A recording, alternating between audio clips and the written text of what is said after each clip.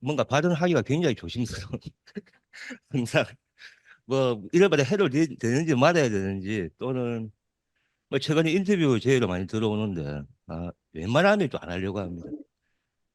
해야 되는 경우에는 익명으로 좀 해달라 뭐 그렇게 하기도 하고 지금 이제 오늘 여기 오신 분들 중에도 아마 의료계에 계신 분들이 계실 것 같고 지금 온라인에는 어떤 분들이 좀 와 계신지 도저히 짐작도 안 되는 이제 그런 상황인데 뭐 그런 것 같습니다. 뭐 여러 가지 이 쟁점이 지금 녹아 있는 이제 그런 이슈이기도 하고 어제 처음에 제 개인적으로는 좀 조금 더 급하게 발표한 게 아닌가 그런 생각도 듭니다만은 이미 이제 각 이제 대학 정원이 이제 의과대학 정원이 발표가 됐고 어떻게 보면 이제 돌이킬 수 없는 일단 정원과 관련해서는 돌이킬 수 없는 이제 이런 뭐 국면에 다다른 거 아닌가 그런 생각도 듭니다만은 그래서 이제 뭐 조금 빨리 했으면 좋지 않았을까 이 주제와 관련해서 뭐 그럼에도 불구하고 이제 또 우리가 검토해야 될 지점들이 분명히 또 있기는 있는 것 같습니다. 그리고 분명히 이제 이 안에는 저의 개인적인 주관도 이제 포함되어 있기 때문에 아마 어 특히 이제 의료계의 많은 분들 중에는 이제 제 생각에 동의하지 않는 그런 분들도 많이 계실 것 같고 그럼에도 불구하고 최대한 좀 중립적 관점에서 자료를 한번 만들어 봤습니다. 제 개인의 어떤 생각을 적는 어떤 그런 글이라거나 그런 자리였다면 조금 더 다른 측면에서 또 제가 다룰 수도 있었다고 생각을 하는데 그래도 이제 좀 최대한 제3자의 입장에서 그다음에 이제 뭐 글쎄요 뭐 저를 전문가라고 이야기하는 사람도 있는데 뭐 전문가의 관점에서 좀 검토해야 될 부분들 그런 것들이 뭐가 있는지 몇 가지 정리를 해봤습니다. 예, 목차는 다음과 같습니다.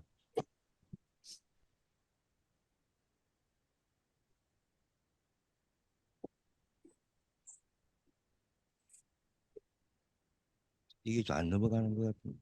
예.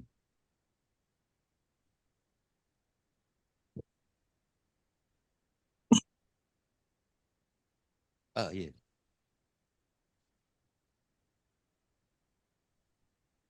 예, 지금 이제 의사들이 폐기하라고 하는, 의료계가 폐기하라고 하는 거 두 가지가 있는데요. 하나는 이 필수의료 패키지하고 하나는 이제 의대 정원 확대 방침 이 두 가지를 폐기하라고 이제 계속 주장을 하고 있는데 올해 2월 1일에 이제 필수의료 정책 패키지라고 하는 게 발표가 됐습니다. 이제 이게 그러니까 이제 지금 정부의 어떤 이 관련 정책은 크게 두 가지 축으로 갑니다. 하나는 의대 적응 확충이고 하나는 의대 적응 확충만 가지고는 지역 의료 필수 의료 이 해결이 안 되니까 이 공백이 필수 의료 패키지와 같이 추진하겠다 이런 이야기인데 2월 1일에 이제 이 네 가지 그 주제를 중심으로 정책을 만들고 이것을 이제 패키지화하겠다 이렇게 발표를 했습니다. 오늘 이 자리는 뭐 필수 의료 정책 패키지에 대한 평가를 하는 자리는 아니기 때문에 이런 어떤 정책 패키지가 있었고 이 안에 여기 보시듯이 이제 중요한 어떤 주제로 의료인력 확충을 여기 담아 놓았습니다. 어, 특히 이제 이 의료인력 확충 영역의 이제 정책은 이겁니다. 이 충분한 의사수를 확보하겠다라는 것인데 왜 충분한 의사수를 확보해야 되느냐? 지역 의료 필수 의료가 지금 굉장히 취약하다. 이걸 강화해야 되고 그리고 이제 우리나라가 이제 고령화 속도를 본다면 거의 전 세계에서 가장 빠른 이제 그런 인구 고령화 어, 그 과정을 지금 거치고 있는데 인구 고령화 시대에는 의료 수요가 증가합니다. 이제 그런 맥락에서 이 의료 수요, 이제 급격하게 증가하는 이 의료 수요를 어떻게 이제 대비할 거냐 그런 차원에서 이제 의사 수가 증가될 필요가 있다라고 이야기. 그 주기적인 이제 그 신종 감염 창궐 이런 문제에 대응해야 된다. 이런 맥락에서 충분한 의사 수를 확보할 필요가 있다라고 하는 이야기를 합니다. 샌드위치 사줘. 근데 충분한 의사 수, 의사라고 하는 것은 의과대학을 졸업해야 의사가 되기 때문에 그 의사 수를 늘리기 위해서 방법이 뭐가 있느냐? 뭐 다른 방법은 없습니다. 유일한 방법은 의대 정원에 늘리는 수밖에 이제 없는 건데 그런 차원에서 이제 이 2025학년도부터 입학 정원을 확대하겠다.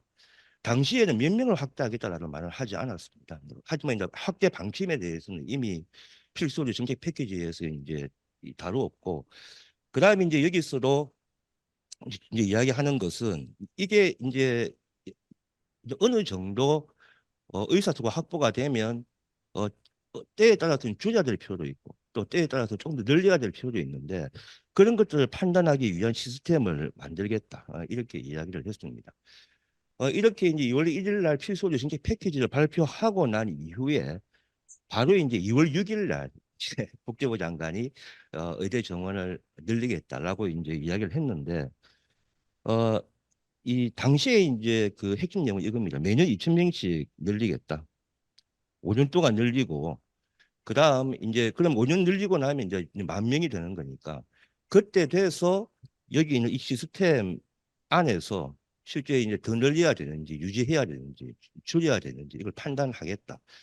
이런 이제 이야기를 했고 한 5일 지나서 이제 의대 정원 매년 2,000명, 10,000명 최종적으로 이제 5년 동안 10,000명 늘리겠다는 이야기를 했는데 거기에 대해서 이제 어저께는 이제 반발을 하고 이제 그게 지금까지 이어져 오고 있는 것인데 그런 것 같습니다. 이제 필요성 그러니까 이 그 필소지 패키지에서 제시했던 의사 수를 늘려야 되는 그왜 늘려야 되느냐 그 필요성에 대해서는 정부와 의료계 모두 동의를 하고 있다. 이렇게 봐야 할 것 같습니다. 물론 이제 의료계 안에서는 약간의 이견이 있지만 큰 틀에서는 이 정부가 제시한 그런 의사 수 증가라기보다는 뭔가 이제 이런 문제에 대비할 필요성은 있다. 이제 그 부분에서는 동의하는데 방법론적 차원. 이 의대 정원 확충을 통해서 이제 이 문제를 해결하는 것이 맞느냐? 정부는 그렇게 하겠다는 것이고 의료계는 이 방법이 옳은 방법이 아니다. 이제 이 부분에 대해서 지금 이제 쟁점이 있는 것입니다. 당연히 사실 정부는 그렇게 생각하는 거고, 뭐 대부분의 전문가들이 그렇게 생각하고, 의료계도 그렇게 생각하지만, 의대 정원 확충만으로 이 문제가 다 되지는 않습니다. 뭐 그건 너무나 당연한 이야기인데, 의대 정원 확충을 하면 안 되는 것이냐? 또 더 나아가서 이 의대 정원 확충이라고 하는 것이 이 문제를 오히려 더 악화시키는 것이냐? 어, 이것은 아니지 않느냐. 이제 이런 이제 또 이제 한편에서 이야기가 있는 거죠. 그래서 의대 정원 확충이 뭔가 조금이라도 기여할 수 있다면 이 부분에 대해서 진지하게 이제 고민을 해야 되는데 일단 이제 초반에는 그랬습니다. 지금은 약간 이제 분위기가 달라졌지만 의료계가 이 의대 적용 확충안 이걸 백지화하라고 하는 것이 맨 처음에 주장이었습니다. 그래서 그 주장이 타당한가에 대한 또 이제 다른 한편에서의 어떤 또 이제 논리가 승립이 되고 이제 이런 이 갈등이 지금까지 이어져 오고 있는 것이다. 이렇게 볼 수가 있겠습니다. 그런데 이제 이런 지금 이 사회적 갈등이 처음이냐? 그렇지 않습니다. 뭐 이미 여러분들 다 잘 아시겠지만 4년 전 이제 문재인 정부 때도 이런 시도가 있었습니다. 2020년이었는데 당시에는 이제 여러 가지 이슈가 있었습니다. 의과대학 정원 확대, 공공의대 설립, 비대면 진료, 한방 처약 급여화 이런 4대 의료개혁 정책에 대해서 이 의료계가 이제 반대 입장을 표하면서 지금과 비슷하게 이제 전공의들은 당시는 파업이었습니다. 전공의들은 파업을 하고 또 학생들이 이제 수업에 들어오지 않고 또 이제 의협을 중심으로 이제 강력한 저항을 하고 이런 일이 있었는데 이때로 이제 의과대학 정원 확대 내용이 있었습니다. 이때는 이제 어떤 내용이었냐면 마찬가지로 이때도 왜 의과대학 정원을 확대해야 되느냐 지금과 비슷한 논리를 제시했습니다. 정부가 왜 의과대학 정원 확대가 필요하냐 이때도 의사 수가 부족하고 그다음에 지역의 어떤 이 공공보건의료 인력들이 너무나 취약하다. 이 문제 해소해야 된다. 그리고 지역별의 의료 격차가 지금 심각한 상황이기 때문에 이걸 해소하기 위해서라도 의과대학 정원이 확대돼야 된다. 그리고 이제 뭐 지금과 마찬가지로 이제 감염 당시에는 이제 코로나 팬데믹 팬데믹이 진행되고 있는 그런 기간이었기 때문에 뭐 이것도 이제 의과대학 정원 확대에 주요한 이제 논리로 정부가 이제 제시를 했고 당시에는 지금과 비교도 안 되게 조금 제시했습니다. 지금 이제 10,000명을 이야기했지만 이때는 400명씩 10년간 4,000명을 지원하겠다라는 그 방침이었고 그리고 이 중에서 3,000명은 지역 의사제를 통해서 어, 이 이제 학생들 뽑는 거죠. 학생들. 그러니까 이 정원 이제 여기서 이제 확대된 정원 중에서 4분의 3입니다. 4분의 3은 필수 중증 분야, 그다음에 이제 또 그 의료가 취약한 지역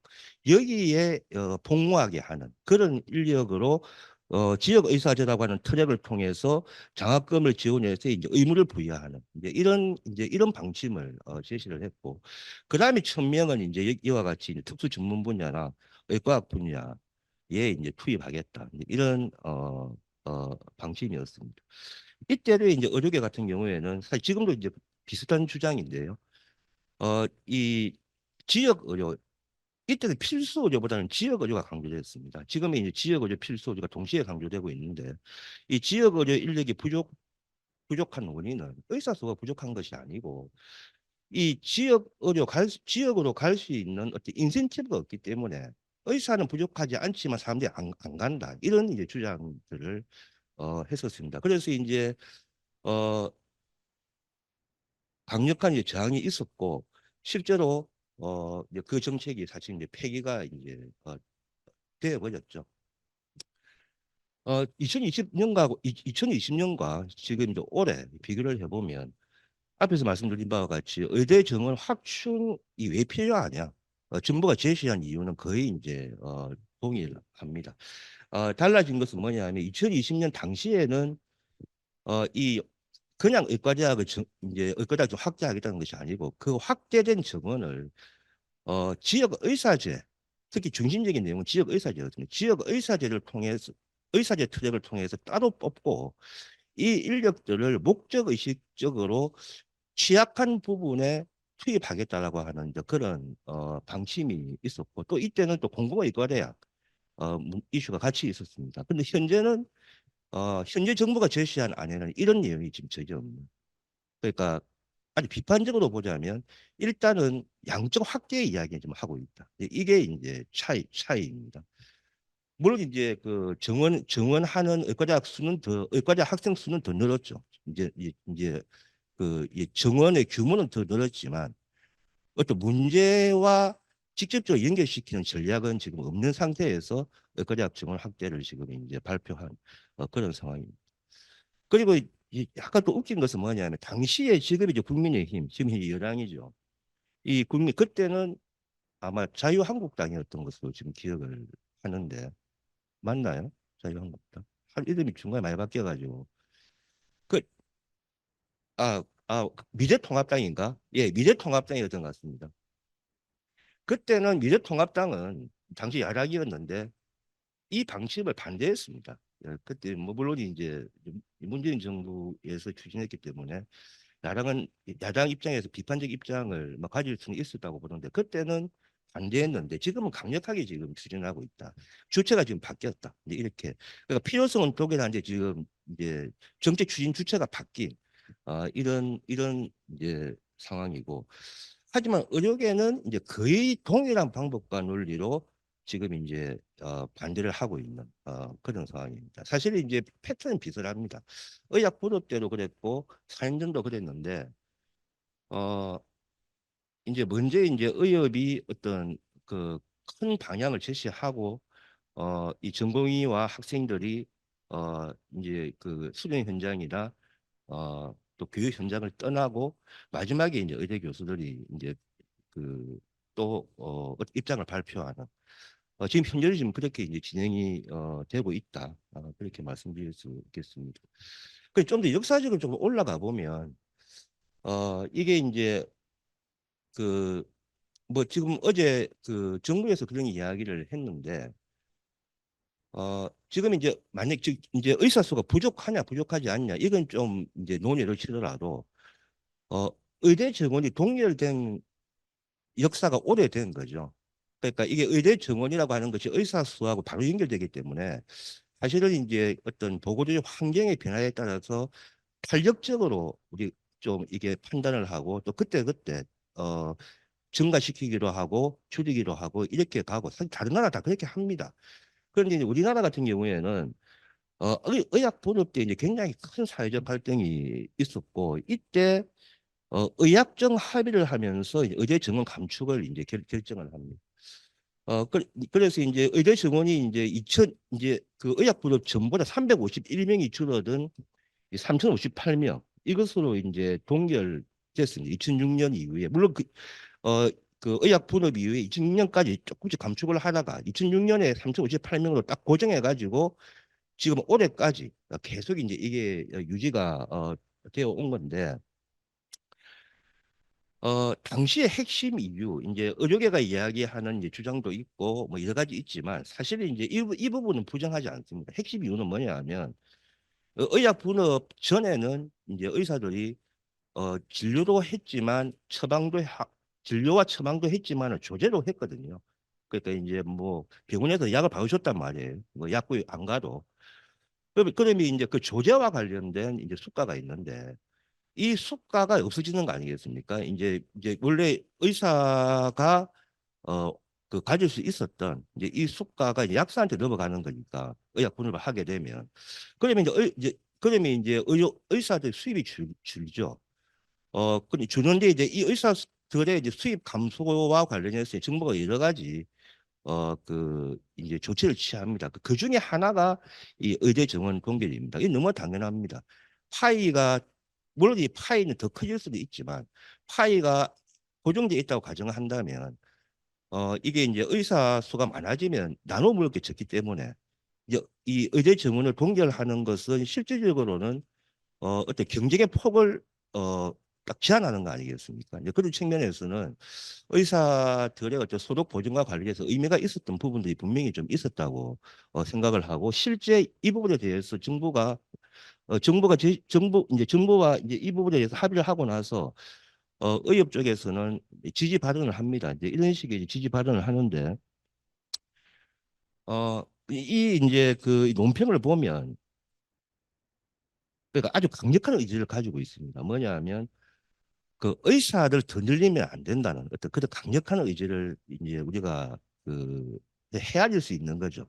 이 그 이제 문맥을 보게 되면 그리고 그 입장이 지금까지 이제 관철을 되어 왔고 이제 2020년에 이제 의료계의 투쟁도 바로 이제 이런 어떤 입장들이 그대로 고수된 것이고 지금 올해도 마찬가지라고 이야기를 할 수가 있겠습니다. 지금 이제 의료계가 지금 의대적으로 학대에 대해서 여러 가지 그 의견을 제시합니다. 왜 의대적으로 그 학대를 하면 안 되는지 뭐 그런 이야기 또 이제 이것과 연관된 여러 가지 주장들을 하고 있는데 하나하나 조금 살펴보도록 하겠습니다. 먼저 좀 봐야 될 것은 이 두 가지입니다. 의학 교육의 질 저하, 의대 설립의 가속화 이건데 의학 교육의 질 저하 어, 뭐 실제로 의학 교육의 질이 저하되지는 않았죠. 아직 시작하지 않았기 때문에. 그런데 이제 분명한 것은 좀 준비는 덜 돼 있다. 이건 부인할 수 없을 것 같습니다. 아까 앞에서 이제 위원장님 말씀하셨지만 지금 경상국립대 의과대학의 정원이 76명입니다. 76명인데 어제 이제 그 발표에 의하면 이제 200명을 증원하겠다고 하는 건데 지금 당장 100명 강의하기가 사실 힘들거든요. 왜냐하면 그런 강의실이 없습니다. 지금 경상국립대에 100명이 들어갈 강의실이 당장은 없습니다. 당장은 없고 어 물론 정부 이야기는 이제 의학과 이제 약과 2학년 과정이 있기 때문에 이제 이걸 연차별로 준비할 수 있다. 이제 그 준비하는 과정에서 정부가 집중적인 투자를 하겠다. 이런 이야기를 하지만 어 그럼에도 불구하고 이제 대학의 당국자의 입장에서 보면 아주 힘들죠. 그러니까 이제 당장 이런 강의도 힘든데 의과대학 학생들은 실습을 해야 되는데 그 실습은 더 어려운 상황입니다. 그럼 이제 이걸 당장 이제 어떻게 해야 되느냐? 그런 준비 또는 이제 그런 준비와 관련된 어떤 중장기 계획이 미리 좀 마련되고 이게 진행이 됐다면 지금보다는 조금 저항이 좀 적지 않았을까 이런 생각을 하는데 제가 생각해도 어, 조금 급하게 결정한 측면들이 있다. 그런데 이것이 이제 궁극적으로 의학 교육의 이제 질 저하를 이어질 것인가 그렇지 않은가 이건 이제 지금 현재 판단하기는 힘든 부분이죠. 하지만 현실적으로 당장 이제 이게 증가된 의과대 학생들을 이게 좀 그 잘 교육하는 그런 환경에 마련되어 있는 학교가 그렇게 많지는 않을 것이다. 뭐 이렇게 이야기를 할 수 있을 것 같습니다. 그다음에 이제 의대 솔림의 가속화. 지금 벌써 뭐 난리가 났다고 이야기를 하는데 이제 뭐 지금 뭐 지금 의치 한약수라고 하는 게 지금 거의 고유명사가 되지 않았습니까? 그러니까 이게 특히 이제 그 이과 학생들의 경우에는 뭐 본인도 그렇고 부모도 그렇고 온 가족이 일단 공부 좀 하면 어 의치 한약수 그러니까 의대, 치대, 한의대, 약대, 수의대 이 다섯 개 중에 이제 하나를 가야 된다. 지금 이렇게 이야기를 하고 그중에 정점이 이제 의대가 있는 거죠. 그래서 지금 뭐 들리는 이야기로는 지금 뭐 이게 지금 이제 2천 명 정원이 합격되면 이게 어디서 어느 규모냐 하면 전국의 치과대학, 한의과대학, 수의과대학 정원을 다 잡아먹습니다. 2천 명이. 거기에다가 이제 약대 정원의 한 절반 정도가 이 지명에 포함되는 거죠. 그러니까 어 뭐 성적으로 따졌을 때 그전에 이제 의대를 가지 못해서 치대나 한의대나 수의대 약대에 간 사람들이 산술적으로 보면 의과대에 갈 수 있는 확률이 높아진 겁니다.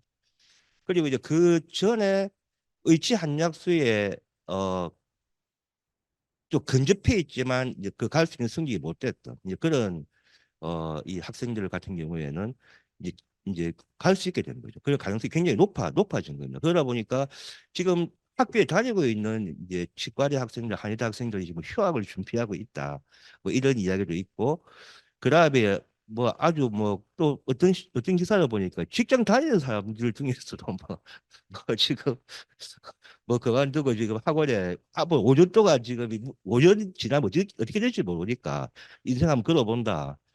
그러면서 이제 회사를 그만두고 지금 학원으로 뭐 가려고 하는 움직임도 있다 이런 이야기가 있는데 어, 저 당장은 그런 문제가 생길 거라고 생각합니다. 어쩔 수 없이 뭐 그렇게 결정을 하는 그 당사자들을 비판할 문제는 아니지 않습니까? 이 사회가 그런 식으로 그 지금 바뀐 거고 그 환경 속에서 이제 그것이 일종의 합리적 선택으로 지금 이제 평가할 수 있는 부분들이 이제 있는 상황인데 그런데 이제 이 문제도 얼마나 오랫동안 이 문제가 지속될지는 또 아직도 잘 모르는 거죠. 그리고 또 다른 측면에서 보면 만약에 이제 이 의대 증원 확대라고 하는 것이 지역의료 필수의료 또 그것으로 그 공백을 위해서 고통받는 어떤 사람들 그 문제를 해결할 수 있는 것이라고 한다면 의대 설립의 문제는 의대 설립을 완화하는 방식으로 다른 정책으로 이 문제를 해결하되 의대 정원 확대를 통해서 그런 고통들을 완화하겠다는 정책은 필 수 있는 거 아니냐 이런 주장들도 이제 가능한 거죠. 그래서 이제 이 두 문제는 사실은 이제 현실에서 판단할 때는 문제가 될 수 있는 부분이다. 문제가 될 수 있지만 장기적으로 봤을 때 어, 이 의대 정원 확대라고 하는 이 정책이 해결하려고 하는 어떤 그런 문제와의 관계에서 본다면 어, 이런 문제가 현실에 있다 할지라도 어, 이 문제 때문에 의대정원 확대를 하지 해서는 안 된다는 그런 이야기를 할 수 없는 거 아니냐 뭐 이런 이야기를 할 수가 있는 거죠. 그다음에 이제 의대 솔림이라고 하는 게 글쎄요 잘 모르겠지만 아마 의료계가 두려워하는 것도 그런 거라고 보는데 의사 정원이 확대가 되면 어, 당연히 이제 일정적으로 그런 부분이 있을 수 있다고 생각합니다. 의사들이 현재 가지고 있는 기득권, 특권, 그다음에 어떤 경제적 이득 이런 것들이 조금 약해질 수는 있겠죠. 저는 어쩔 수 없이 그럴 수 있다고 봅니다. 이게 어, 그러니까 아주 제한된 집단이 어, 뭔가 이제 어떤 기록권을 가지고 있다고 했을 때, 저는 이제 의사가 기록권을 가지고 있는지 이 부분에 평가를 또 다른 차원에서 할 수 있다고 봅니다만, 만약에 그런 기록권이나 특권을 가지고 있다고 했을 때, 그 집단들은 가능하다면, 이 새로운 무리가 들어오는 걸 원하지 않겠죠. 어, 그래, 만약에 이 문이 열렸다. 이제 그렇게 되면 약간 대중화되는 거 아니겠습니까? 원래는 그럴만이 누렸던 어떤 뭐 그런 무엇인가가 있었다고 한다면 이게 약간 열리게 되면 이게 이제 그런 기득권 특권이 약화되고 그러면 이 의사가 되는 것이 만약에 그런 특권이나 기득권 때문에 또 어떤 경제적인 어떤 그런 이점 때문에 이제 의사가 되려고 하는 사람들이 있었다고 한다면 그런 메리트가 줄어드는 겁니다. 어쩔 수 없이 그럴 가능성이 있다고 생각하는 거죠. 그래서 장기적으로 봤을 때는 만약에 그런 결과로 이어진다면 이 의제 설립의 가속화도 약간 완화될 수도 있는 그런 측면이 있지 않을까 뭐 이런 생각도 해봅니다. 예, 그러면 이제 하나하나 좀 살펴보도록 하겠습니다. 의사 수가 부족한가? 그러니까 이제 의료계는 의사 수가 부족하지 않다고 이야기하는 것이고 정부는 의사 수가 부족하다고 이야기하는 것인데 뭐 이건 뭐 이미 많이 나왔던 겁니다. 이제 OECD 데이터입니다. 그러니까 우리나라가 지금 이제 이게 2023년 OECD 보건 통계에서 나왔던 자료인데 어, 실제 데이터는 2021년 데이터입니다. 어, 보통 OECD 통계가 2년 전의 데이터를 가지고 이제 통계집이 나오는 것이기 때문에 여기 보면 이제 보면 여기 터키, 멕시코 다음으로 의사 수가 작은 나라로 지금 나오고 있습니다. OECD 통계상에서는. 그런데 이제 이게 한의사가 포함된 통계입니다. 한의사를 제외하게 되면 2.1명인데 사실상 이제 OECD에서 꼴찌죠. 그러니까 인구당 의사 수가 가장 적은 나라. 근데 가장 적다는 것이 부족하다는 거하고 똑같은 의미는 아닌 거죠. 뭐 적어도 안 부족할 수도 있는 거기 때문에 사실 어저께도 그렇게 이야기하는 거 아닙니까? 그러니까 이, 이, 이게 인구당 의사 수가 적다는 거지 부족하다는 의미가 아니다라는 이야기를 하는 거고요. 그다음에 이제 이게 그 인구 10만 명당 의과대학 졸업생 수도 마찬가지입니다. 그러니까 OECD에서 가장 적은 어, 그 나라 중에 하나입니다. 우리나라가. 뭐 시도별로 봐도 이런 차이가 있죠. 그래서 만약에 이제 그 인구랑 의사 수가 적은 게 부족한다는 의미라고 한다면 실제로 이런 지역들은 좀 많이 심각한 거죠. 많이 심각한 거죠. 그러니까 뭐 거의 지금 2명이 안 되는 이제 그런 상황이죠. 이런 지역들 대부분이 다 어떤 지역이냐 특광역시를 제외한 도단위 특히 이제 농촌 지역이 많은 어떤 그런 특성들을 가지고 있고 그다음 서울 같은 경우에는 이제 뭐 다른 지역과 비교했을 때 월등하게 이제 인구당 의사 수가 많은 그런 지역이고 서울 정도 되니까 이제 OECD 평균하고 비슷한 하지만 OECD 평균보다도 좀 적은 이제 이런 상황입니다. 그다음 이제 우리가 필수 의료라고 하는 특히 필수 중증 의료 어 그 전문의 그리고 이제 이런 이제 종합병원급 이상에 근무하는 이 뭐 중증 환자 진료 의사 그다음에 또 뭐 중증 필수 의료 담당 의사 이런 의사 수를 어 이 바로 시도별로 차이가 나고 역시 이제 이것도 이제 서울이 제일 많습니다. 서울이 제일 많고 그다음에 이제 여기에 이 평균보다 적은 지역은 주로 이제 그 특광리시를 제외한 도단위가 되겠습니다.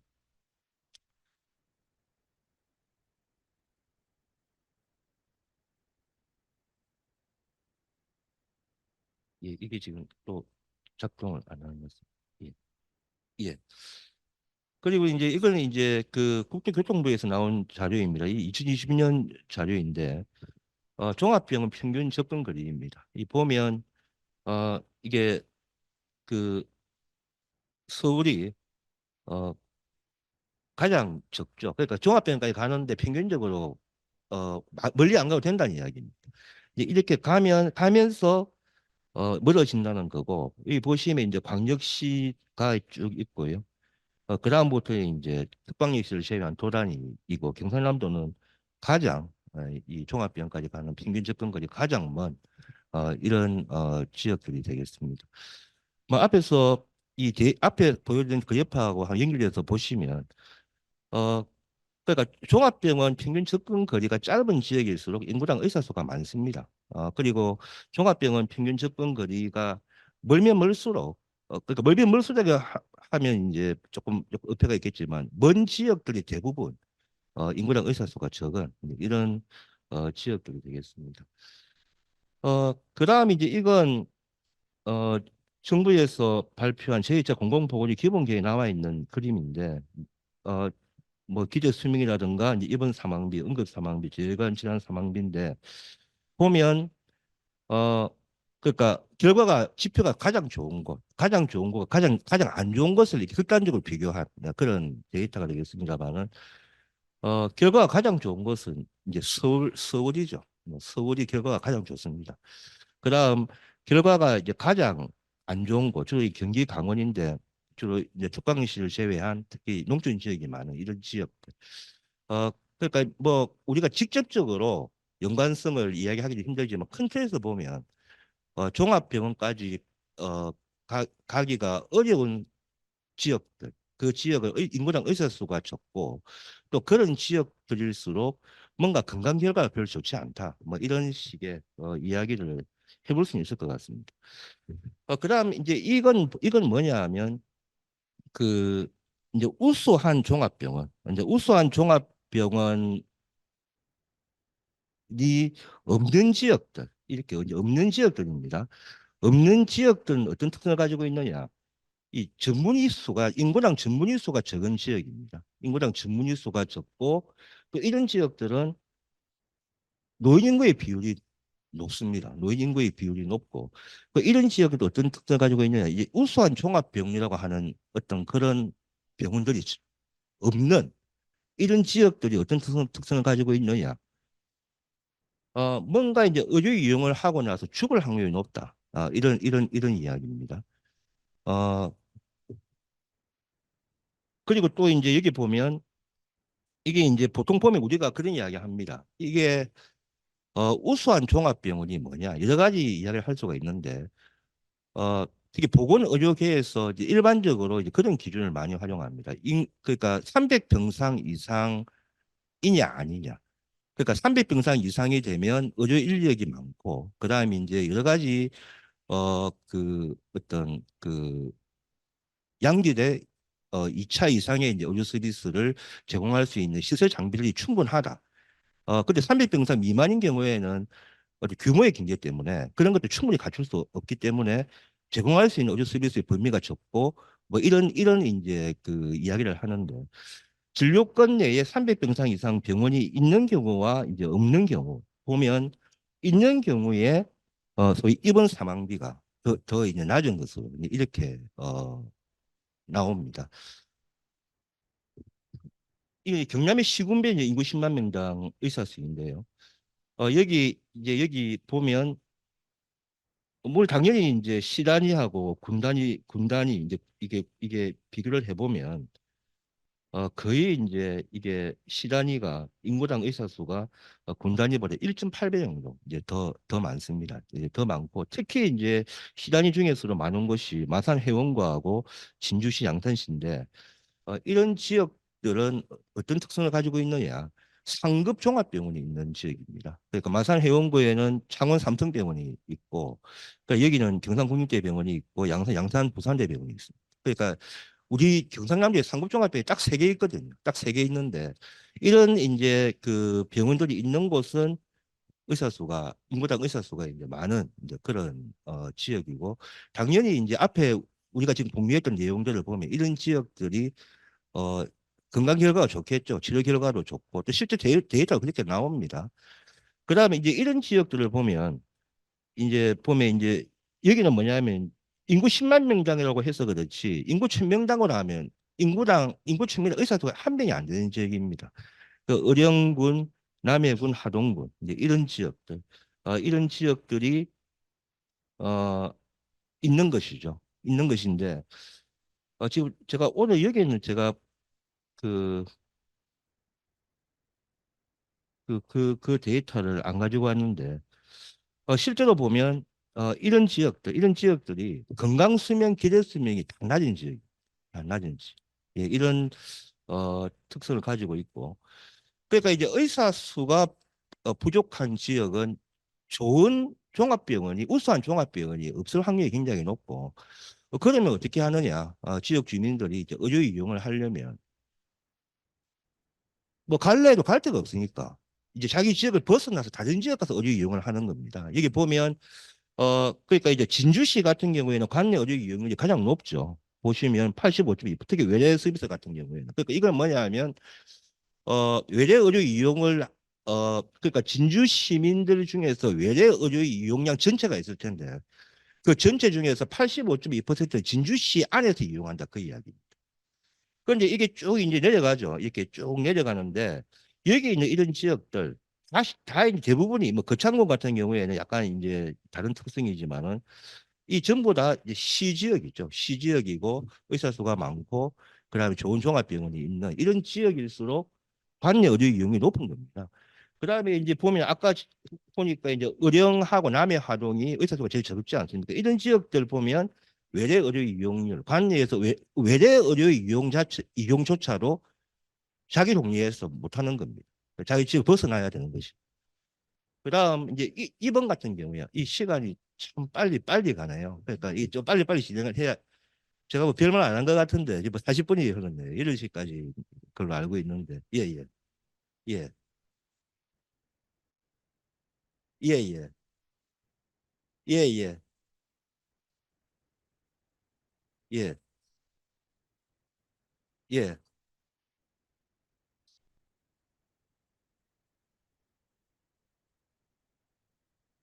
예예 그래 제가 어쨌든 1시간 안에 중간에 넘어가고 그 이야기 반드시 제가 하려고 합니다. 예예 이 관내 이제 이번도 마찬가지입니다. 마찬가지 이 양상을 보이고 있는 거죠. 그다음에 이제 이건 경상남도를 이제 동부, 중부, 서부로 구분할 수 있는데 이 서부가 어떤 특성을 가지고 있냐 하면 그러니까 여기서 서부는 어떤 지역이냐 하면 진주, 사천, 남해, 하동, 산청, 거창, 함양, 합천 이걸 다 포함한 지역입니다.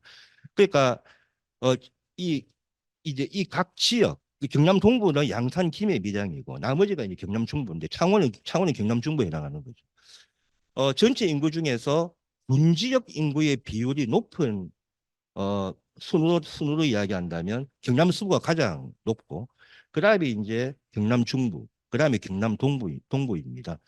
보면 아주 중요한 지표 중에서 일관되게 서부 경남 서부는 다 안 좋습니다. 여기 치료 가능 사망률도 그렇고 다 안 좋고 그다음에 이제 이 소위 의료 취약지라고 하는 곳이 여기 보면 이 서부 경남에 다 집중이 되어 있습니다.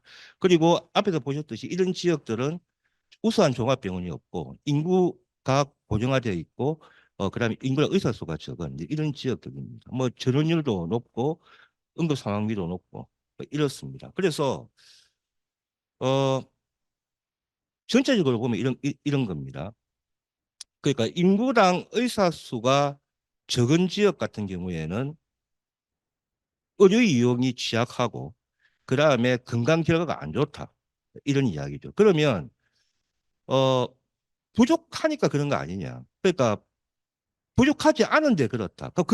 오히려 그게 더 승진하기 어려운 거 아니냐. 인구당 의사 수가 적지만 인구가 의사 수가 적다는 이야기가 인구당 의사 수가 부족하다는 이야기가 어 맞느냐 아니냐. 지금 이게 지금 의료계하고 정부 사이에서 이제 그 어떤 중요한 쟁점인데 방금 우리가 지금 살펴봤듯이 인구당 의사 수가 적은 지역은 결과가 안 좋다는 거죠. 치료 결과도 안 좋고 건강 결과도 안 좋다.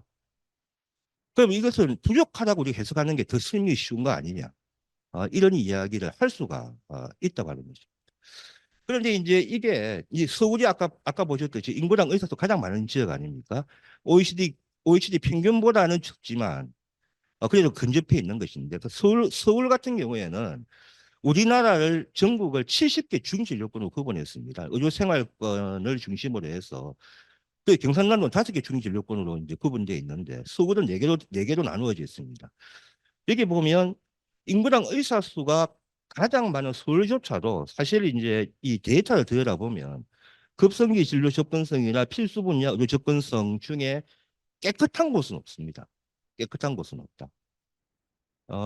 그러니까 이제 뭔가 이제 이건 이제 이 이제 건강 결과하고는 이제 건강 결과와 관련된 지금 이 데이터는 없는데 진료의 접근성과 관련해서는 서울조차도 지금 문제가 있는 거죠. 그러니까 뭐냐면 이런 영역의 의료 서비스를 이용하려고 하면 뭔가 또 이용하기 힘들다 그런 이야기이거든요.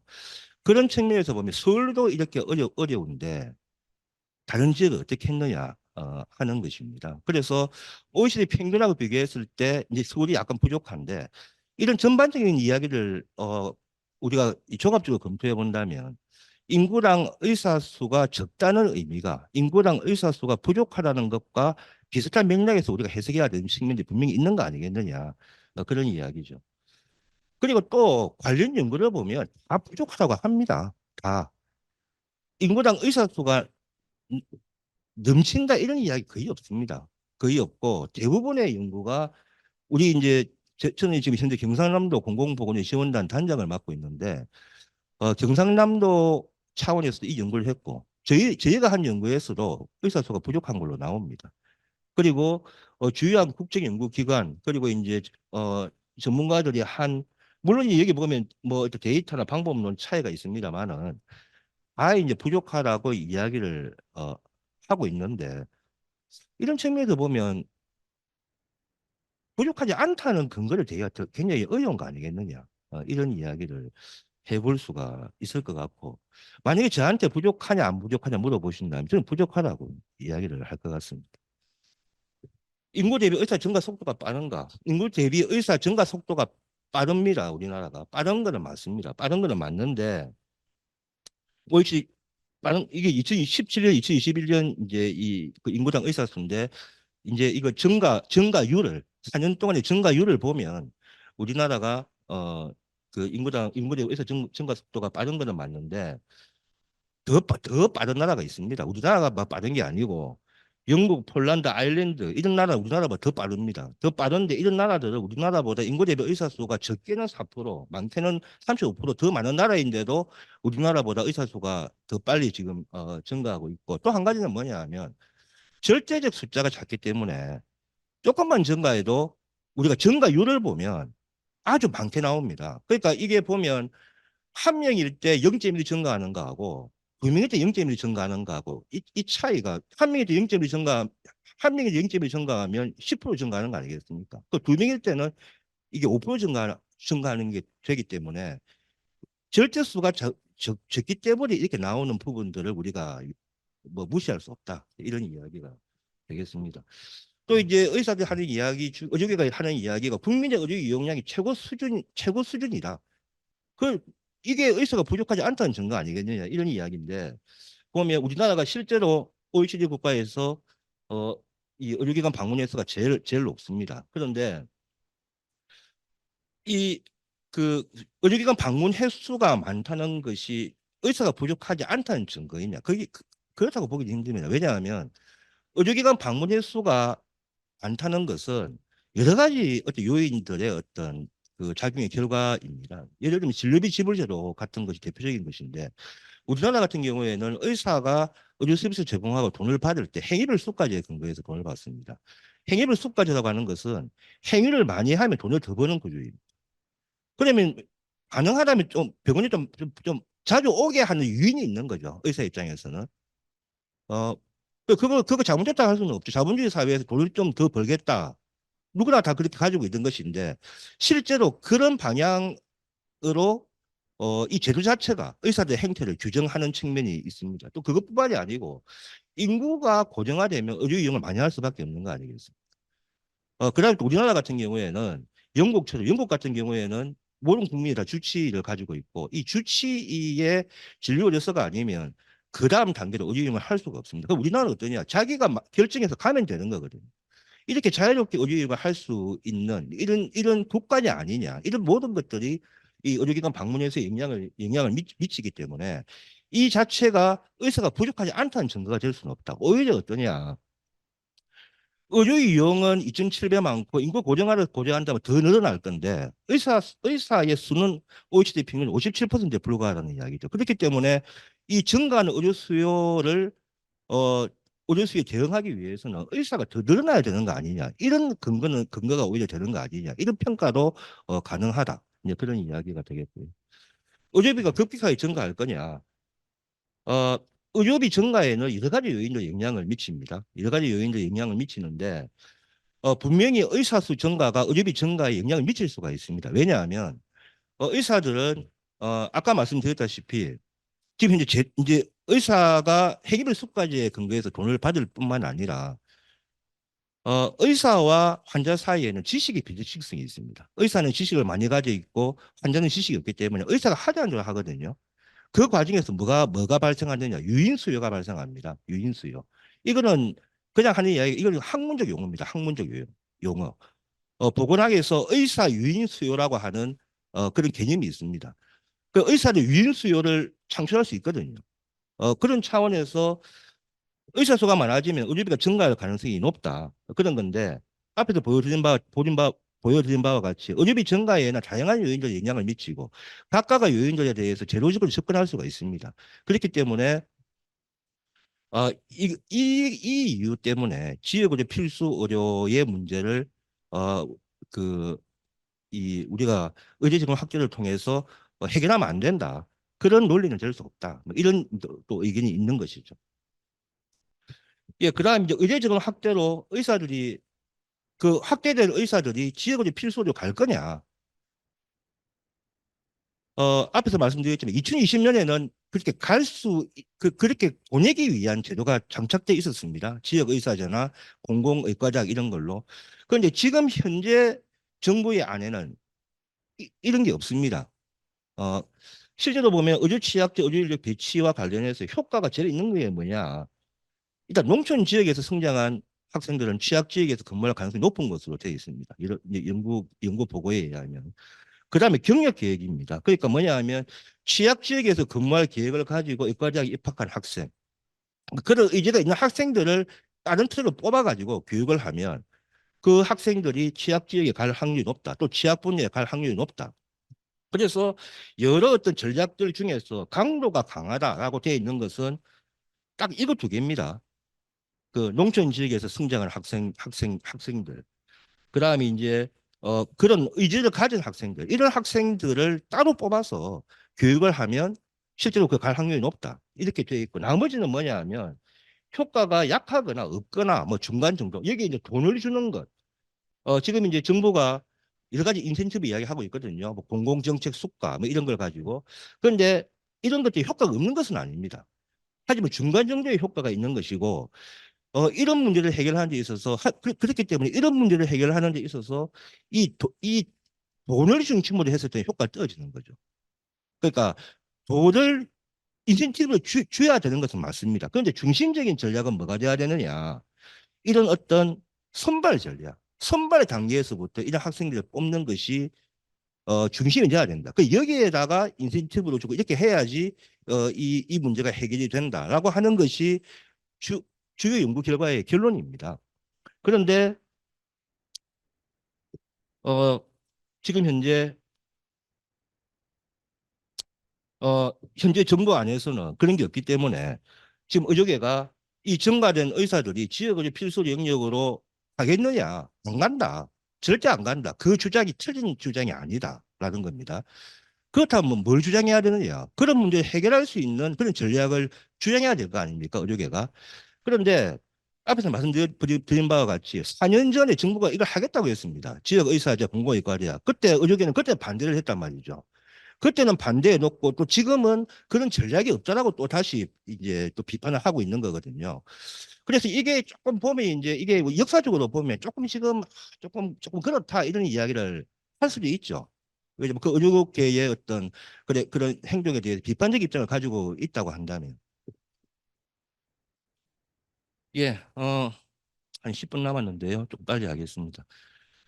그런데 본질적으로 봤을 때 이 지역의료 필수의료 공백이 왜 생겼느냐.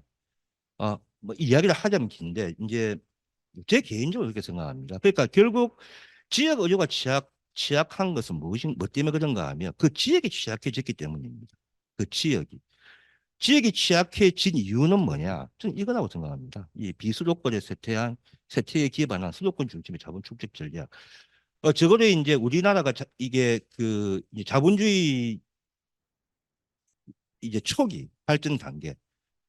그게 이제 1960년대부터라고 우리가 이야기를 한다면 뭐 중간중간에 다양한 전략들이 그 자본 축적 전략들이 변경이 있었지만은 어, 큰 틀에서 봤을 때 변하지 않았던 것은 무엇인가 하면 수도권 중심 자본 축적 전략이었습니다.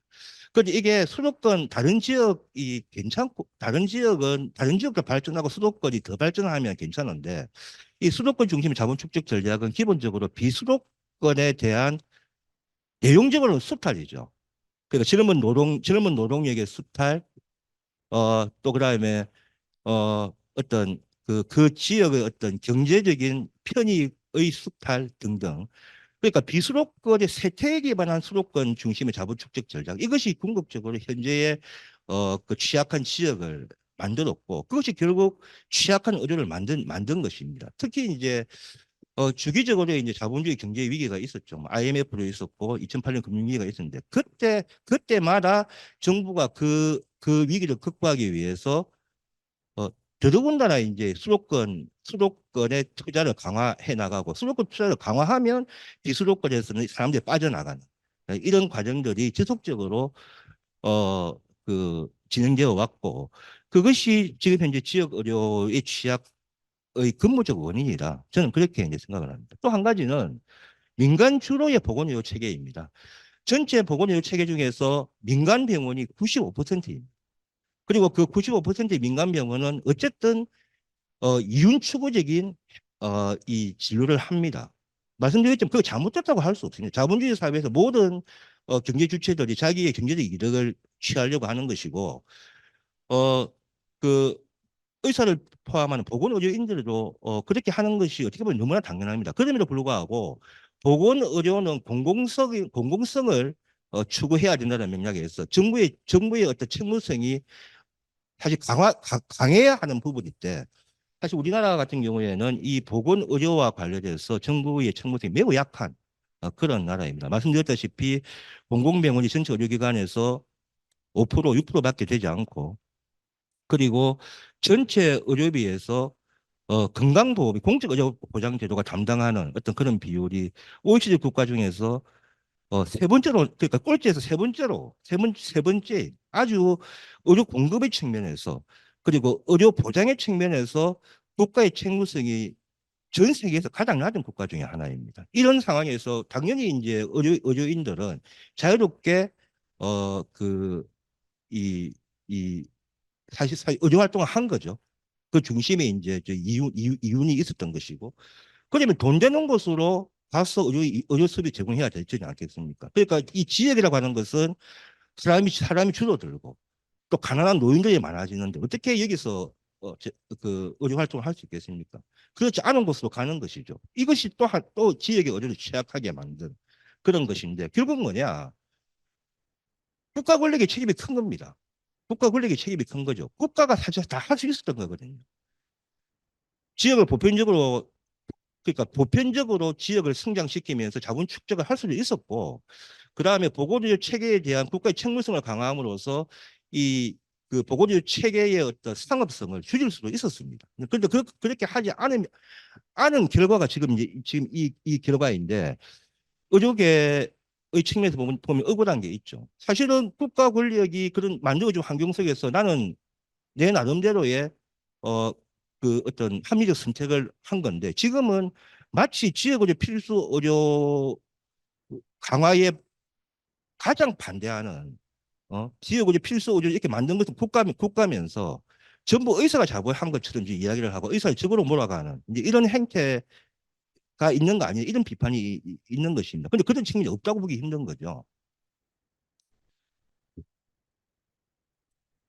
하지만 그 본질을 보면 어쨌든 환경은 그렇지만 지금 현재 지역의료 필수의료 공백의 근본적인 원인은 결국 국가 권력과 이 자본가를 중심으로 하는 경제 권력, 그다음에 이 의사들도 보건 의료를 하나의 경제라고 본다면 하나의 중요한 경제 권력입니다. 이 의사들도.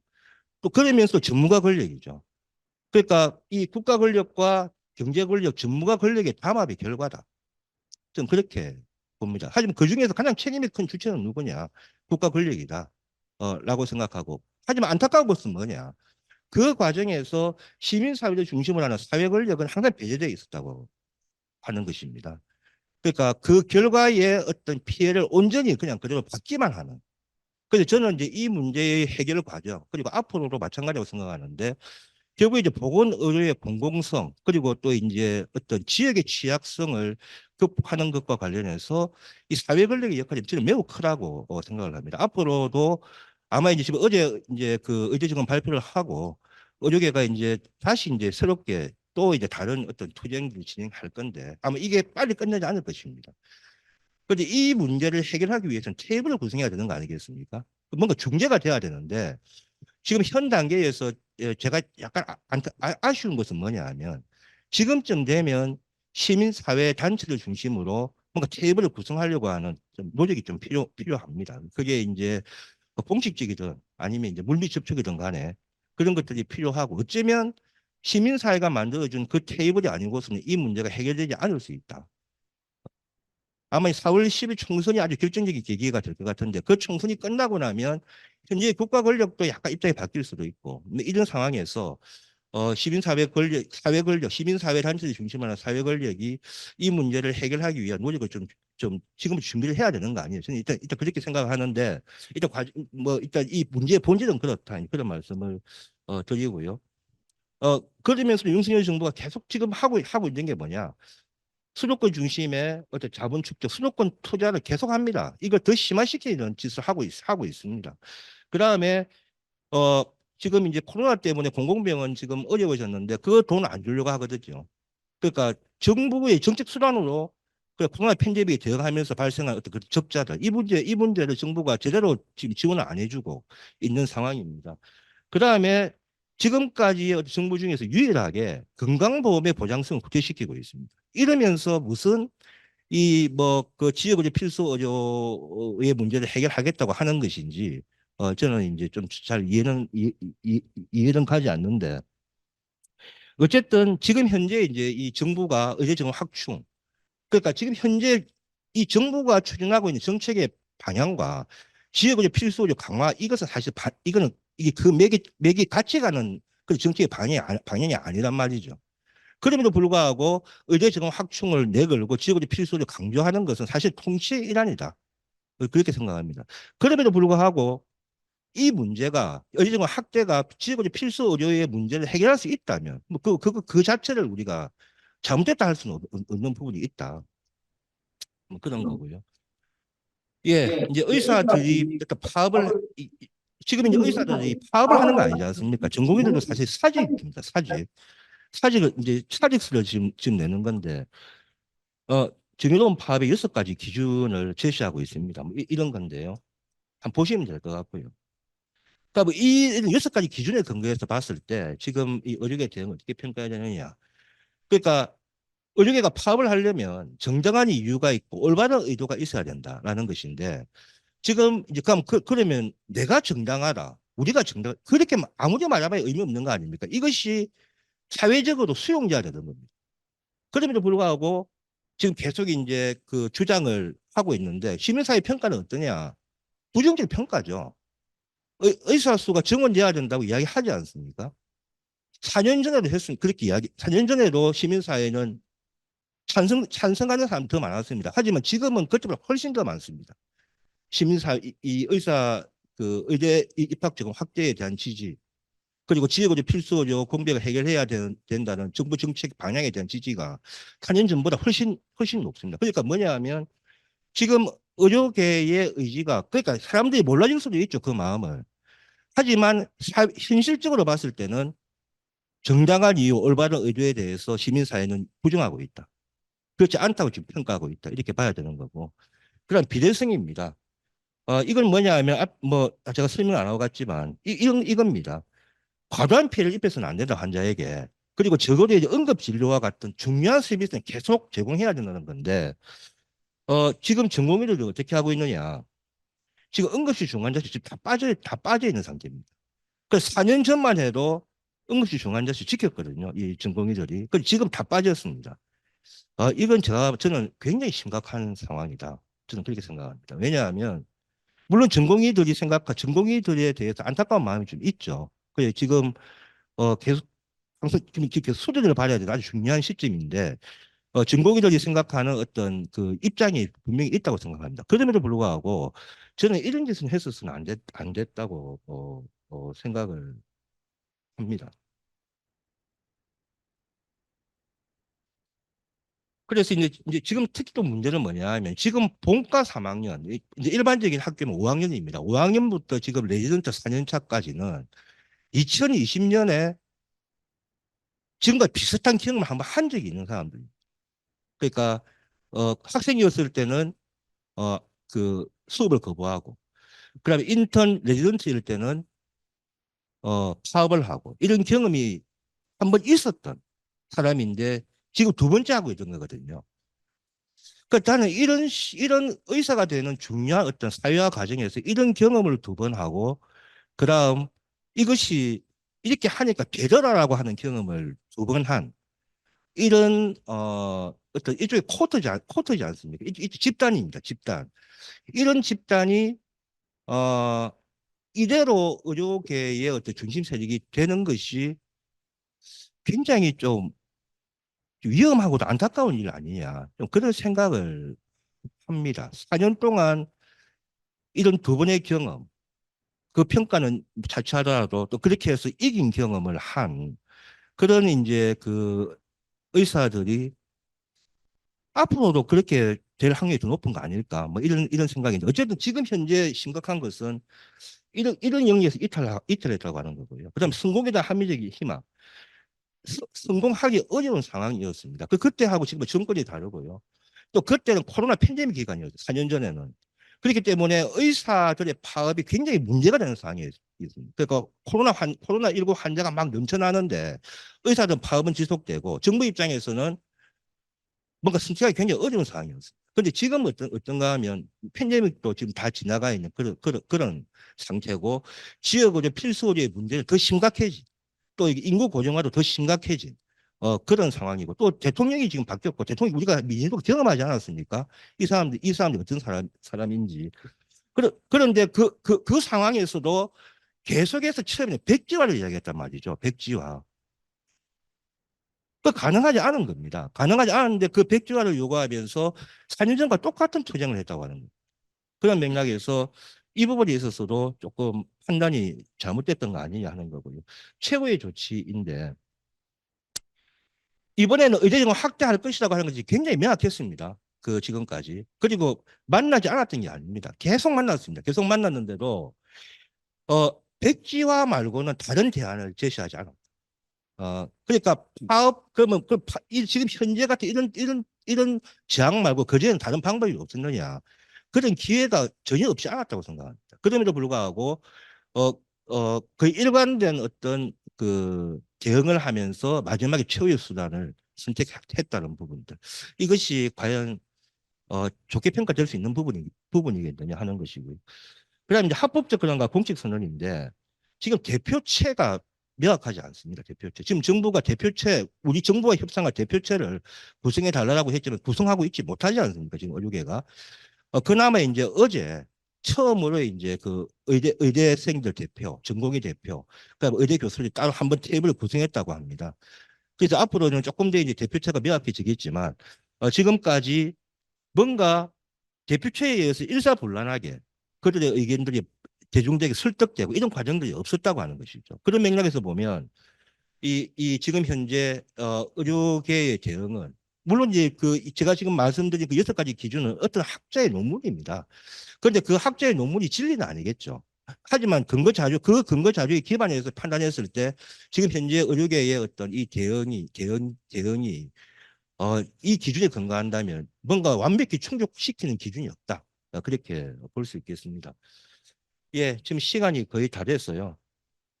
나머지 한번 읽어보시기 바랍니다. 그러니까 제가 드리고 싶은 말씀은 의대 입학 정원 확충이라고 하는 것은 보편적 건강 보장을 달성하기 위한 것이어야 된다.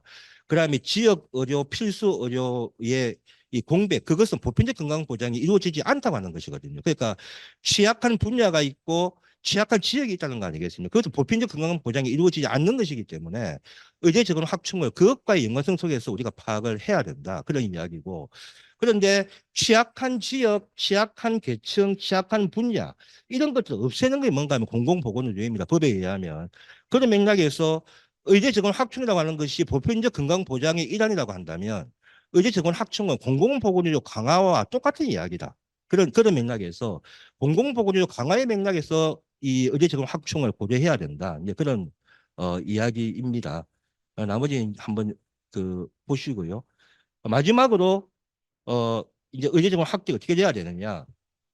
선발 전략을 적극적으로 활용해야 됩니다. 지금 현재는 이게 전혀 탑재되어 있지 않습니다. 그래서 저는 이제 그게 지역 의사제가 아니라도 좋고 공공의과제가 아니라도 좋습니다. 하지만 그것과 비슷한 효과를 낼 수 있는 그런 정책들이 탑재돼야 된다고 하는 거고, 지금 현재 정부가 이야기하는 것은 뭔가 하면 지역 인재 전형 비율을 높이겠다고 하는 겁니다. 그럼 지역 인재 전형은 뭐냐 하면 그 지역에 고등학교를 졸업한 학생들을 입학시키는 트랙입니다. 그럼 졸업하고 나서 그 학생이 어디에 가는가 그거 통제할 수가 없는 그런 제도이거든요. 늘려봐야 아무 소용 없습니다. 근데 그것만 하면 뭐 되는 것처럼 이야기를 하고, 그 다음에 부산, 울산, 경남이 우리 이 지역입니다. 여기에서는. 그 부산, 울산에서 고등학교 졸업한 사람이 졸업하고 부산, 울산의 해운대에서 개업하면 여기 산청의 의료 취약성 문제 해결됩니까? 해결 안 되거든요. 그런 문제를 해결하기 위한 어떤 그런 정확한 타겟팅을 해야 된다. 그런 이야기입니다. 그 다음에 그게 대놓고 그 다음에 금전적인 보상이나 수속과 이런 이야기를 해야 된다. 그런 이야기고요. 그럼 의료 취약계 공공보호 체계 강화와 같이 연계해야 됩니다. 지금 이 취약계 같은 경우에 있던 병원도 망하고 있던 병원도 다른 지역으로 옮기거든요. 그럼 그 사람을 배출해 놨는데 어디 가서 근무합니까? 지금 민간 병원은 다 나갔는데 지금 하동 같은 경우에는 입원할 수 있는 병원이 하나도 없습니다. 하동은 아예 없어요. 지금 하동 군수가 지금 이제 그 보건의료원이라고 보건소인데 그 의료기관 기증을 하는 이걸 지금 만들려고 할 정도로 지금 의료가 취약한데, 그런 지역들이 많아지면 만약에 타겟팅해서 그런 인력을 키웠대도 근무할 병원이 없는 거 아니겠습니까? 그런 맥락에서 의료 취약지 공공보건료 체계 강화 같이 진행이 돼야 된다. 이런 이야기고, 그 다음에 이제 그 교육 과정에서 뭐 개선해야 될 부분도 있겠죠. 이제 이런 데 가서 일을 할 수 있는 그런 역량을 강화하기 위한 그런 프로그램. 그 다음에 또 그걸 교수들이 가르쳐야 되는데 교수들이 뭐 이게 뭔지 잘 모르지 않습니까? 그 교수들의 어떤 역량 강화, 이게 다 필요하다. 그런 이야기고, 예. 물론 이제 민간 보건이 완전히 맡겨서는 안 된다. 이런 이야기인데요. 어제 보니까 이제 지역 거점 국립대학, 그러니까 이런 대학, 강원대와 제주대 빼고는 전부 200명으로 지금 이제 서울대 빼고 빼고 200명으로 세팅을 했는데 저는 이거는 잘한 거라고 생각합니다. 이건 잘한 건데 보고에서 끝이 나면 안 된다고 그죠. 그러니까 그렇게 해놓으면 뭐하냐 그겁니다. 지금과 같이 하면 이 사람들이 지역의료 필수의료 가지 않는다. 그래서 뭔가 이제 국립대 정원을 많이 확충한 건 좋은데 이 정원 중에서 지역 의사제나 이런 걸 통해 가지고 지역 의료 필수 의료에 갈 수 있는 자원을 확보하는 하나의 소스로 이제 그 정원을 활용을 해야 되고, 그것뿐만이 아니라 공공의과대학 이런 건 필요하다. 일본도 합니다. 자치의과대학이라고 해가지고 이 지역 의료 필수 의료 인력을 사관학교처럼 그런 의과대학이 있거든요. 우리나라로 그런 거 하면 좋은 거죠. 근데 지금 이제 보니까 전남 지역에 그 의과대학 설립과 관련해서 또 윤석열 대통령이 하겠다고 또 자신 있게 이야기를 했고, 만약 그게 된다면 그것은 뭐 공공의과대학으로 우리가 고려하면서 추진할 수도 있겠죠. 예, 그래서 이제 뭔가 민간을 활용한 건 좋지만 어쨌든 이건 지역의료 필수 의료 공백을 해결하기 위한 의사 자원은 공공보건료 자원으로 생각해야 된다고 하는 거예요. 그렇기 때문에 뭔가 이제 양성 배치 유지 이런 것들과 관련된 거버넌스, 이 공공부문 내에서 완결될 수 있는 그런 거버넌스를 구축할 필요가 있다. 이런 이야기고요. 어, 그럼 이 문제 어떻게 해결할 거냐? 저는 이대로 가면 이제 제가 생각하는 이제 이 문제의 해결 주체는 일단 저는 의대 교수들이 있을 수 있다고 생각합니다. 지금도 약간 노력을 하고 있는데 지금 당장 25일부터 사직서를 이제 내는 걸로 결정을 했기 때문에 지금 의대 교수들도 지금 현재 상당히 믿지 못할 상황이고 이 정부와 이 의료계의 갈등 결국 국가 권력과 전문가 권력 간의 갈등 또 어떻게 본다면 국가 권력과 경제 권력 간의 갈등입니다. 우리가 이 사회를 구성하는 세 개의 중요한 또 권력의 주체들, 국가 권력, 경제 권력, 사회 권력이 있다고 했을 때, 국가 권력, 경제 권력끼리 싸우고 있는데, 지금 여기에서 시민사회 고통은 더 가중되고 있는 거 아니겠습니까? 그러면 이 문제를 누가 주체가 돼서 해결해야 되느냐? 저 사회 권력이 해결해야 된다고 생각합니다. 제가 사실 이제 몇몇 시민단체에 이런 제안을 한 적이 있습니다. 그러니까 그 시민단체의 그 집행부들이 하는 이야기가 통치 차원에서 진행되고 있는데 우리가 이걸 자리에 맞는다고 해서 정부가 일단 나오지 않을 것이다. 그런데 우리가 노력해서 이렇게 우리도 이런 거 하려면 캡을 만들려면 우리도 자원을 투입해야 되는데 앞서 말씀드렸지만 희망이 안 보이는 일에 우리 자원 투입하기 싫다. 이렇게 나가는 거거든요. 그런데 이 고통이 계속 길어진다면 시민사회 단체들이 계속 이렇게 있을 거냐. 투쟁의 차원에서 다른 뭔가 나와야 되는 거 아니냐. 지금 그런 생각이 듭니다. 그래서 지금 당장은 정부와 의료계의 갈등 이게 새로운 국민을 맞이하게 된 거 아니겠습니까? 어제 학교별 의대 정원 발표하고 나서 뭐 지금 더 이 갈등이 축소될 가능성보다 더 커질 가능성이 높고 이 상황에서 이제 이게 그 사회 구성원들의 고통은 더 커질 것인데 이건 사회 권력이 해결하지 않으면 누가 해결할 사람이 없다. 저는 그렇게 생각합니다. 조금 이게 마치는 시간이 지연돼서 죄송합니다. 예, 마치겠습니다. 감사합니다.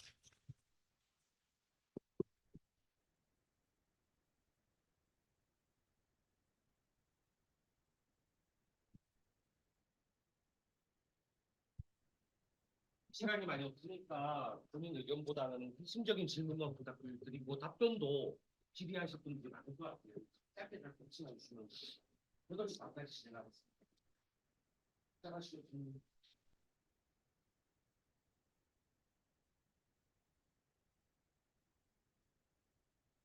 저부터 좀 할까요? 교수님 강의 잘 들었습니다.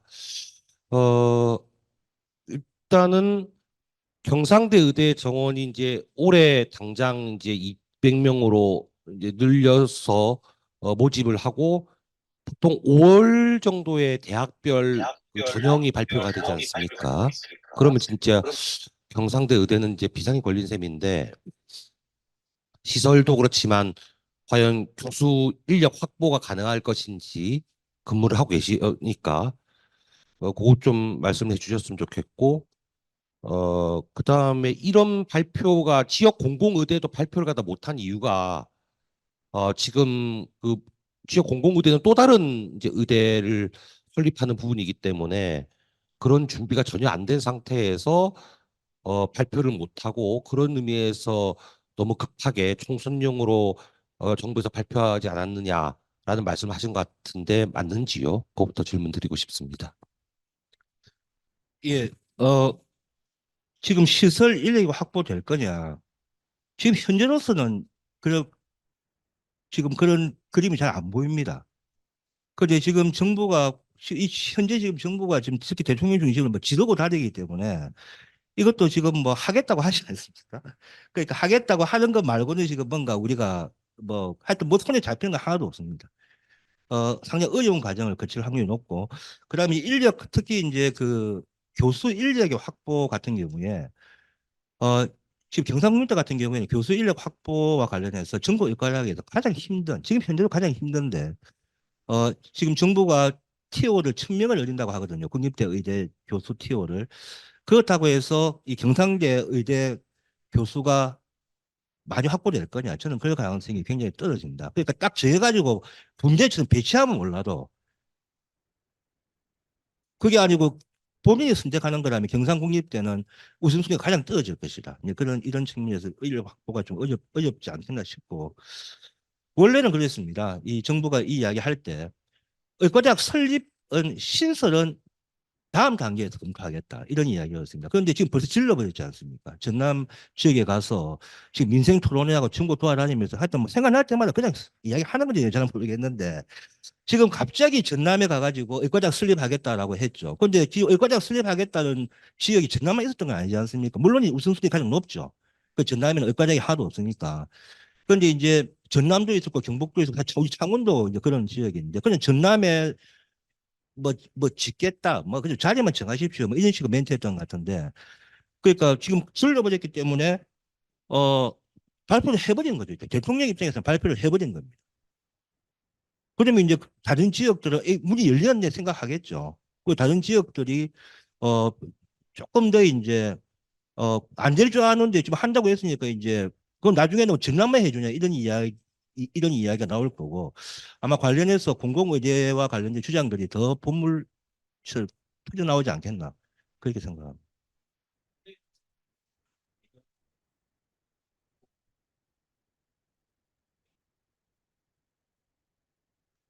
그럴 가능성이 지금 생긴 거죠. 예.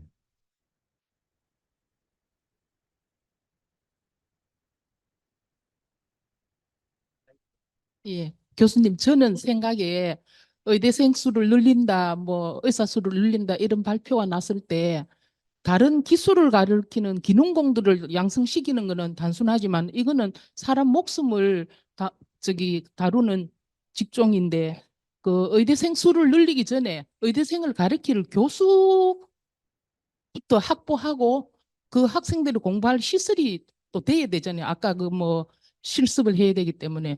근데 그게 어째 거꾸로 됐다. 순서가 바뀌었다 이런 생각도 또 했었고요. 예.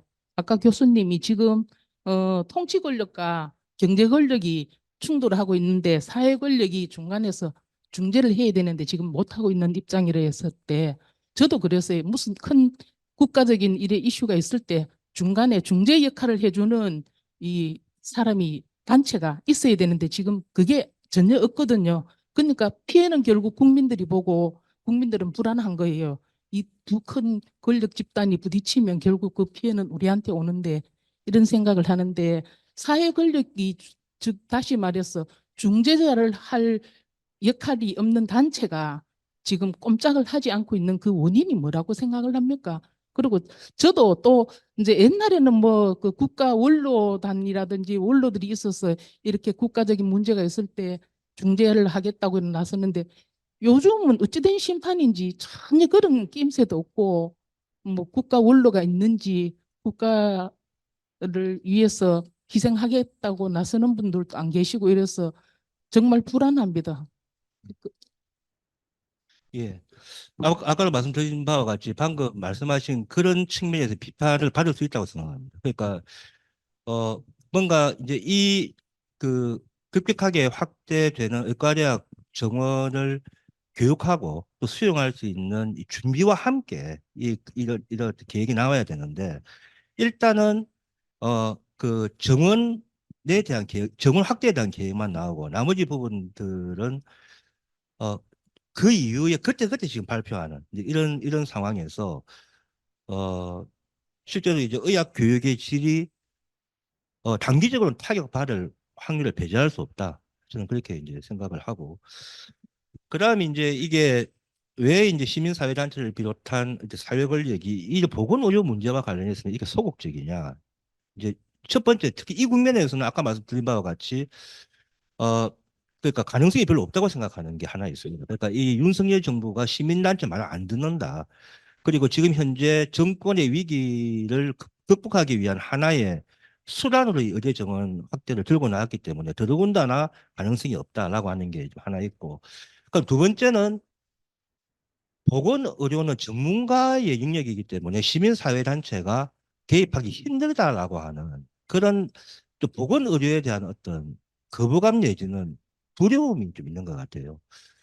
그런데 사실은 그렇지 않거든요. 그러니까 보건의료는 전문가만의 문제가 아닙니다. 그러니까 한번 생각해 보십시오. 우리가 의사를 만날 때는 증상이 있을 때 의사를 찾아가는 겁니다. 그런데 대부분의 삶은 증상이 없지 않습니까? 대부분의 삶은 건강하게 살고 큰 틀에서 본다면 지역 사회가 또는 개인이 자신의 건강을 케어하고 또는 지역 사회 환경을 건강에 이로운 방향으로 만들고 그다음 지역 사회 건강에 관련된 또 보건과 관련된 정책에 참여해서 시민사회 구성원들의 의견을 반영하고 때에 따라서는 시민사회가 그 정책 과정을 주도하고 이게 다 보건의료 건강과 관련해서 시민단체가 할 수 있는 일이란 말이죠. 그 다음에 지금 이게 의대 정원 확대와 관련된 게 이게 무슨 뭐 치료 그런 내용이 아니지 않습니까? 이거는 정책의 문제고 어떻게 본다면 사회 현상입니다. 그런 맥락에서 보면 시민사회한테 오히려 더 전문성이 있을 수가 있죠. 이런 부분과 관련해서 어떻게 이 상황들이 흘러갈 것이며 이 관련된 각 권력들의 어떤 그 상호작용 이런 것들 예측하면서 거기에 맞는 이슈를 던지고 실제로 이 문제가 사회 구성원들의 삶이 이런 방향으로 끌고 나갈 수 있는 힘이 전 시민사회 단체를 중심으로 사회 권력에 있다고 생각합니다. 그래서 저는 어, 특히 이제 이 지역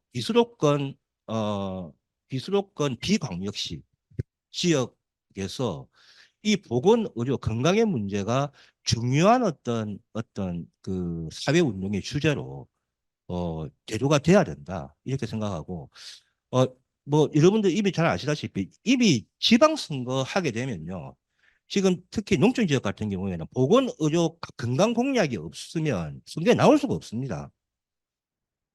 이미 정치적 주제가 됐습니다. 그런데 운동의 주제가 지금 되고 있지 못하고 있다.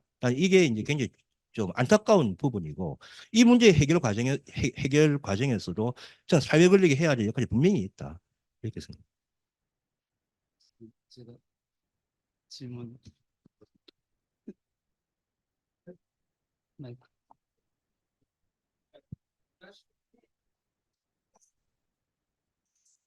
예, 강의 잘 들었습니다.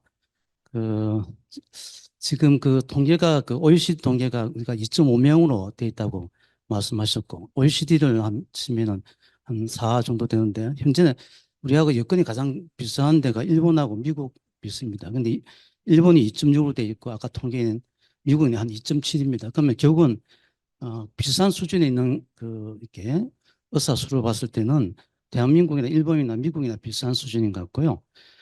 중요한 거는 지금 이 상황에서 왜 이렇게 급격하게 숫자를 올리느냐. 이게 아마 이렇게 전공의가 파악할 때도 350명 정도까지 뭐 나왔을 때는 이런 이야기 없다가 갑자기 2,000명 이렇게 너무 정치적으로 이렇게 한 건 아니냐. 2,000명을 지금 그 숫자가 그 10,000명이 모자라기 때문에 2,000명을 5년을 뽑겠다 해서 10,000명이지 않습니까?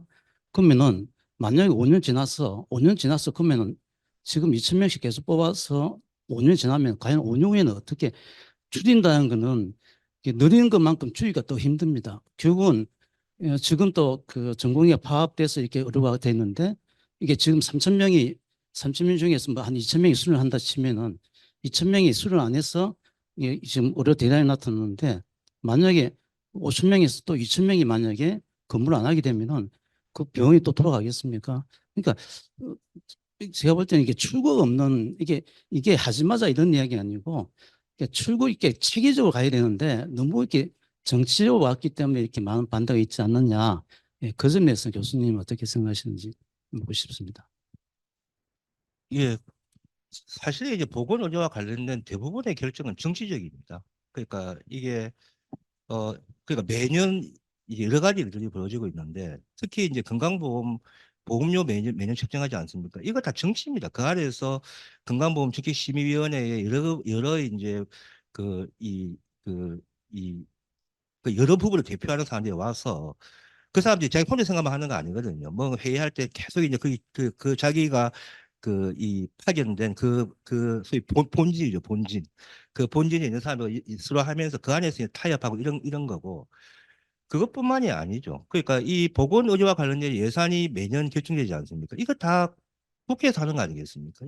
모든 대부분의 보건의료와 건강과 관련되어 있는 결정은 정치인데, 저는 이제, 그러니까 이 문제도 마찬가지죠. 그러니까 이게 기본적으로 정치적 결정입니다. 정치적 결정인데, 정치적 결정이라 할지라도 이것이 정책의 내용으로 접근하기 위해서는 기본적으로 객관적인 근거와 그다음에 어떤 중장기적인 계획이 이제 있어야 되는데 이제 그런 부분들이 좀 약했다는 그 평가에 대해서는 어 분명히 그렇게 이야기할 수 있는 부분이 저는 어 있다고 생각을 하고 특히 의과대학 정원 확대 이후에 실제 윤석열 정부의 그 윤석열 대통령에 대한 지지가 올랐지 않습니까? 거기 보면 그 왜 지지하느냐? 1번이 의대 정원 확대였던 지금은 그렇지 않은데 그런 기간이 몇 주 지속이 됐죠. 그래서 애초에 이 정권의 위기를 벗어나기 위한 어떤 중요한 어떤 그 영역, 중요한 정치적 주제로 이미 가지고 있었고 그걸 적절한 시기에 터뜨렸고 그것이 실제로 정권의 위기를 돌파하는 데 일정 정도 기여를 한 것이죠. 그래서 그런 측면 때문에 어 그렇게 접근했기 때문에 준비는 좀 소홀했을 수 있다. 그렇게 생각을 하고 어 이게 이렇게 급격하게 이제 늘어난 정원을 뒤에 줄이기 힘든 거 아니겠느냐. 그런 말씀하셨는데 뭐 그럴 수 있겠죠. 그런데 급격하게 이제 증가시킨 부분이 지금 여러 가지 문제를 야기하는데 줄일 때는 서서히 줄일 수 있다고 생각합니다. 그리고 실제 다른 나라에서도 정원을 늘렸다 줄였다 하거든요. 그런데 이제 급격하게 줄이려고 하면 문제가 생기겠죠. 그런데 이걸 어떤 그 시기에 맞게 좀 합리적으로 조정해 나가면 이제 나중에 만약 의사일이 과잉이 됐다. 그때는 조금 연착륙을 하기 위한 어떤 그런 노력들이 동반된다면 급격하게 증가할 때 발생한 그런 문제점과 같은 큰 크기의 문제는 발생하지 않을 수 있는 거 아니겠느냐. 그런 생각.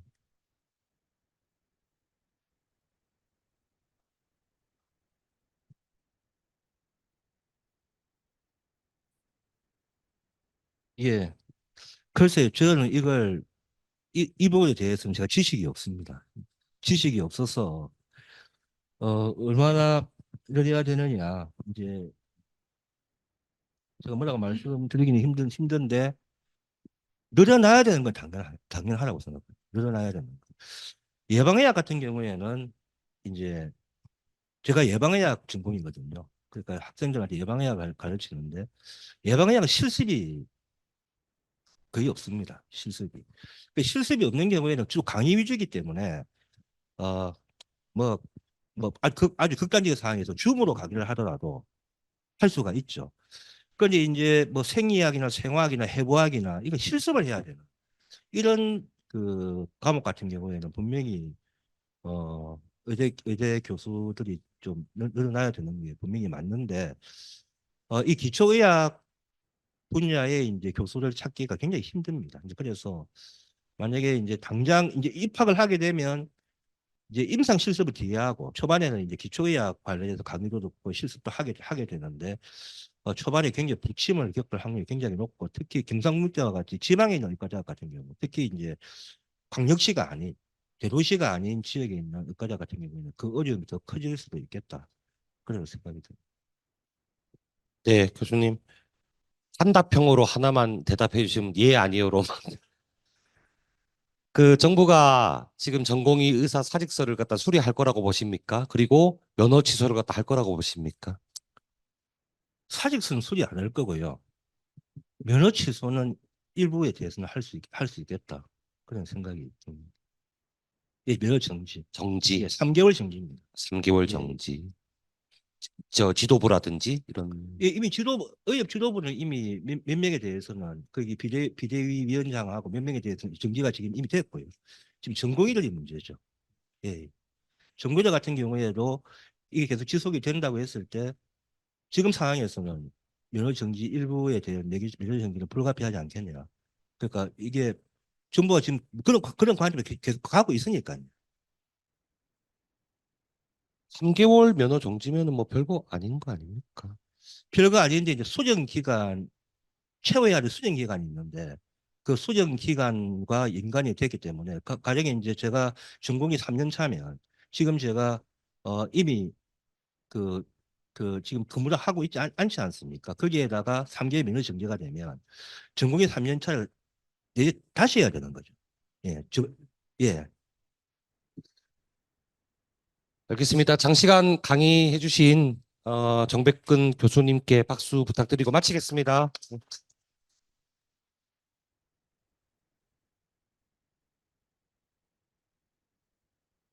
네, 감사합니다. 네.